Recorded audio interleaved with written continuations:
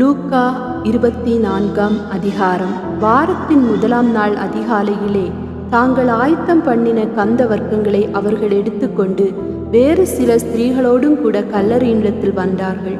கல்லறையை அடைத்திருந்த புரட்டி தள்ளப்பட்டிருக்கிறதை கண்டு உள்ளே பிரவேசித்து கர்த்தராகிய இயேசுவின் சரீரத்தை காணாமல் அதை குறித்து மிகுந்த கலக்கமடைந்திருக்கையில் பிரகாசமுள்ள வஸ்திரம் தரித்த 2 பேர் அவர்கள் அருகே நின்றார்கள். அந்த ஸ்திரீகள் பயப்பட்டு தலை கவிழ்ந்து தரையை நோக்கி நிற்கையில் அந்த 2 பேரும் அவர்களை நோக்கி, உயிரோடு இருக்கிறவரை நீங்கள் மரித்தோரிடத்தில் தேடுகிறதென்ன? அவர் இங்கே இல்லை, அவர் உயிர் தெழுந்தார். மனுஷகுமாரன் பாவிகளான மனுஷர் கைகளில் ஒப்பு கொடுக்கப்படவும் சிலுவையில் அறையப்படவும் 3ஆம் நாளில் எழுந்திருக்கவும் வேண்டும் என்பதாக அவர் கலிலேயாவில் இருந்த காலத்தில் உங்களுக்கு சொன்னதை நினைவு கூறுங்கள் என்றார். அப்பொழுது அவர்கள் அவருடைய வார்த்தைகளை நினைவு கூர்ந்து கல்லறையை விட்டு திரும்பி போய் இந்த சங்கதிகள் எல்லாவற்றையும் 11 மற்றெல்லோருக்கும் அறிவித்தார்கள். இவைகளை அப்போஸ்தலருக்கு சொன்னவர்கள் மகதலேனா மரியாளும், யோபன்னாளும், யாக்கோபின் தாயாகிய மரியாளும், இவர்களுடனே கூட இருந்த மற்ற ஸ்திரீகளுமே. இவர்களுடைய வார்த்தைகள் அவர்களுக்கு வீண் பேச்சாக தோன்றினதினால் அவர்கள் இவர்களை நம்பவில்லை. பேதுருவோ எழுந்திருந்து கல்லறையினிடத்தில் ஓடி அதற்குள்ளே குனிந்து பார்க்கையில் சீலைகளை தனிப்பட வைத்திருக்க கண்டு சம்பவித்ததை குறித்து தன்னில் ஆச்சரியப்பட்டு கொண்டு போனான். அன்றைய தினமே அவர்களில் 2 பேர் எருசலேமுக்கு 7 அல்லது 8 மைல் தூரமான எம்மாவு என்னும் கிராமத்துக்கு போனார்கள். போகையில் இந்த வர்த்தமானங்கள் யாவையும் குறித்து அவர்கள் ஒருவரோடொருவர் பேசிக்கொண்டார்கள். இப்படி அவர்கள் பேசி சம்பாஷித்து கொண்டிருக்கையில் இயேசு தாமே சேர்ந்து அவர்களுடனே கூட நடந்து போனார். ஆனாலும் அவரை அறியாதபடிக்கு அவருடைய கண்கள் மறைக்கப்பட்டிருந்தது. அப்பொழுது அவர் அவர்களை நோக்கி, நீங்கள் துக்க முகமுள்ளவர்களாய் வழி நடந்து ஒருவருக்கொருவர் சொல்லிக் கொள்கிற காரியங்கள் என்னவென்று கேட்டார். அவர்களில் ஒருவனாகிய கிளையோப்பா என்பவன் பிரதியுத்தரமாக, இந்நாட்களில் எருசலேமிலே நடந்தவைகளை அறியாதபடிக்கு நீர் அந்நியராயிருக்கிறீரோ என்றான். அவர் எவைகள் என்றார். அதற்கு அவர்கள், நசரேயனாகிய இயேசுவை குறித்தவைகளே.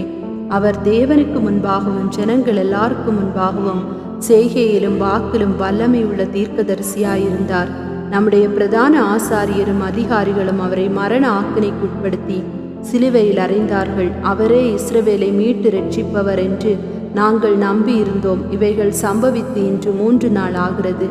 ஆனாலும் எங்கள் கூட்டத்தை சேர்ந்த சில ஸ்திரீகள் அதிகாலமே கல்லறையினிடத்திற்கு போய் அவருடைய சரீரத்தை காணாமல் திரும்பி வந்து அவர் உயிரோடு இருக்கிறார் என்று சொன்ன தேவதூதரை தரிசித்தோம் என்று சொல்லி எங்களை பிரமிக்க பண்ணினார்கள். அப்பொழுது எங்களிலே சிலர் கல்லறையினிடத்திற்கு போய் ஸ்திரீகள் சொன்னபடியே கண்டார்கள், அவரையோ காணவில்லை என்றார்கள்.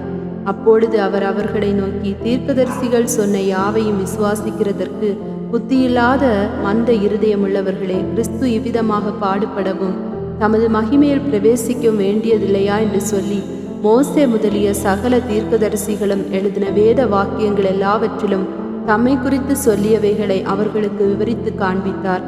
அத்தருணத்தில் தாங்கள் போகிற கிராமத்துக்கு சமீபமானார்கள். அப்பொழுது அவர் அப்புறம் போகிறவர் போல காண்பித்தார். அவர்கள் அவரை நோக்கி, நீர் எங்களுடனே தங்கியிரும், சாயங்காலம் ஆயிற்று, பொழுதும் போயிற்று என்று அவரை வருந்தி கேட்டுக்கொண்டார்கள். அப்பொழுது அவர் அவர்களுடனே தங்கும்படி உள்ளே போனார். அவர்களோடே அவர் பந்தி இருக்கையில் அவர் அப்பத்தை எடுத்து ஆசீர்வதித்து அதை பிட்டு அவர்களுக்கு கொடுத்தார். அப்பொழுது அவருடைய கண்கள் திறக்கப்பட்டு அவரை அறிந்தார்கள். உடனே அவர் அவர்களுக்கு மறைந்து போனார்.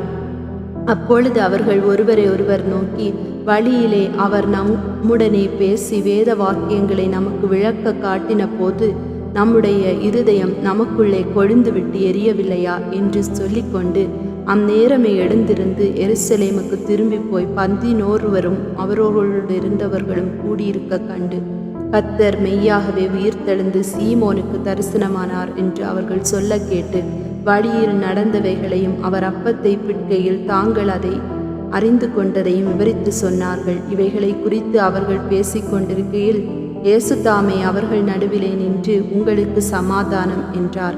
அவர்கள் கலங்கி பயந்து ஒரு ஆவியை காண்கிறதாக நினைத்தார்கள். அவர் அவர்களை நோக்கி, நீங்கள் ஏன் கலங்குகிறீர்கள்? உங்கள் இருதயங்களில் சந்தேகங்கள் எழும்புகிறதென்ன?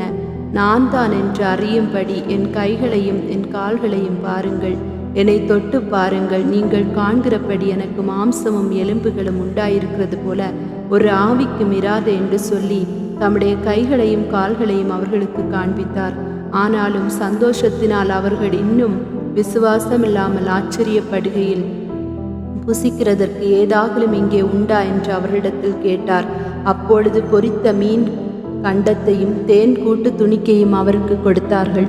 அவைகளை அவர் வாங்கி அவர்களுக்கு முன்பாக புசித்து அவர்களை நோக்கி, மோசேயின் நியாயப்பிரமாணத்திலும் தீர்க்கதரிசிகளின் ஆகமங்களிலும் சங்கீதங்களிலும் என்னை குறித்து எழுதியிருக்கிறவைகள் எல்லாம் நிறைவேற வேண்டியதென்று நான் உங்களோடு இருந்தபோது உங்களுக்கு சொல்லி கொண்டு வந்த விசேஷங்கள் இவைகளே என்றார். அப்பொழுது வேத வாக்கியங்களை அறிந்து கொள்ளும்படி அவர்களுடைய மனதை அவர் திறந்து அவர்களை நோக்கி, எழுதியிருக்கிறபடி கிறிஸ்து பாடுபடவும் 3ஆம் நாளில் மரித்தோர்ந்து எழுந்திருக்கவும் வேண்டியதாயிருந்தது. அன்றியும் மனம் திரும்புதலும் பாவ மன்னிப்பும் எருசலேம் தொடங்கி சகல தேசத்தாருக்கும் அவருடைய நாமத்தினாலே பிரசங்கிக்கப்படவும் வேண்டியது. நீங்கள் இவைகளுக்கு சாட்சிகளாயிருக்கிறீர்கள். என் பிதா வாக்குத்தத்தம் பண்ணினதை இதோ நான் உங்களுக்கு அனுப்புகிறேன். நீங்களோ உன்னதத்திலிருந்து வரும் பலனால் தரிப்பிக்கப்படும் வரைக்கும் எருசலேம் நகரத்தில் இருங்கள் என்றார். பின்பு அவர் பெத்தானியா வரைக்கும் அவர்களை அழைத்து கொண்டு போய் தம்முடைய கைகளை உயர்த்தி அவர்களை ஆசீர்வதித்தார். அவர்களை ஆசீர்வதிக்கையில் அவர்களை விட்டு பிரிந்து பரலோகத்துக்கு எடுத்து கொள்ளப்பட்டார். அவர்கள் அவரை பணிந்து கொண்டு மிகுந்த சந்தோஷத்தோடு எருசலேமுக்கு திரும்பி வந்து நாடோறும் தேவாலயத்திலே தேவனை புகழ்ந்து துதித்து கொண்டிருந்தார்கள். ஆமேன்.